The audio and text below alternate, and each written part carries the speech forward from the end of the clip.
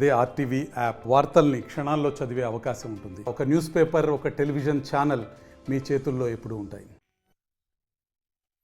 Media సోదరులందరికీ, అదేవిధంగా ఎమ్మెగనూరు పట్టణంలో ఈరోజు జామియా మసీద్ ఆధ్వర్యంలో గొప్ప బహిరంగ ర్యాలీ నిర్వహించడం జరిగింది.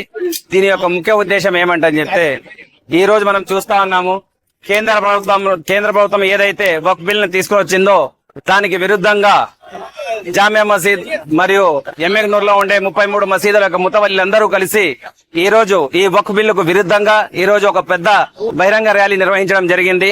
దీని యొక్క ముఖ్య ఉద్దేశం ఏమంటని చెప్తే, ఈ రోజు బీజేపీ ప్రభుత్వం ఎప్పటి నుంచి అయితే ఈ వక్ఫ్ చట్టాన్ని తీసుకుని వచ్చిందో దానికి వ్యతిరేకించి, తద్వారా ఈ వక్ఫ్ బిల్లు ఏదైతే ఉందో ఆ పెద్దలు దానం చేసిన యొక్క ఆస్తి, అది మీ సొత్తు కాదు, గవర్నమెంట్ సొత్తు కూడా కాదు. కాబట్టి మేము ఇదే తెలియజేస్తా ఉన్నాము కేంద్ర రాష్ట్ర ప్రభుత్వాలకు. అయ్యా చంద్రబాబు నాయుడు, నువ్వు మా ఓట్లతో గెలిచి ఈ రోజు మేము ముస్లింలకు అండగా ఉంటామంటని చెప్పి మీరు మా వెన్నుపోటు కార్యక్రమాలు మీరు మొదలు పెట్టినారు. కాబట్టి మేము ఇదే మీకు హెచ్చరిస్తున్నాము. దయచేసి మీరు ఈ బిల్లును వాపసు తీసుకోవాల్సిందిగా కోరుతా ఉన్నాము. అదే విధంగా మీరు కేంద్ర నాయకులతో మాట్లాడి ఈ బిల్లుకు విరుద్ధంగా మీరు పాటుపడాలంటని చెప్పి మేము కోరుతున్నాము. ఒకవేళ ఆ విధంగా కాకున్నట్టయితే మట్టుకు రాబో ఎలక్షన్లలో చంద్రబాబు నాయుడుని డిపాజిట్ లేకుండా కూడా చేస్తామంటని చెప్పి ఈ సభాముఖంగా మీకు తెలియజేసుకుంటున్నాము.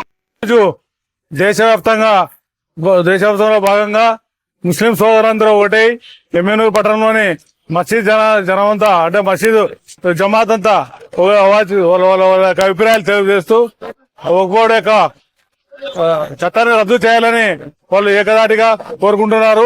కాబట్టి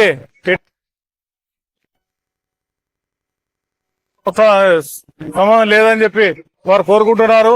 అదేవిధంగా చంద్రబాబు నాయుడు తర్వాత నితీష్ గారు ఇద్దరు కలిసి ఈ బోర్డుని ఒకే చేశారు. కాబట్టి వచ్చే ఎన్నికల్లో చంద్రబాబు నాయుడిని ఖచ్చితంగా ప్రజలు క్షమించరు. ముస్లిం ద్రోహి చంద్రబాబు నాయుడు.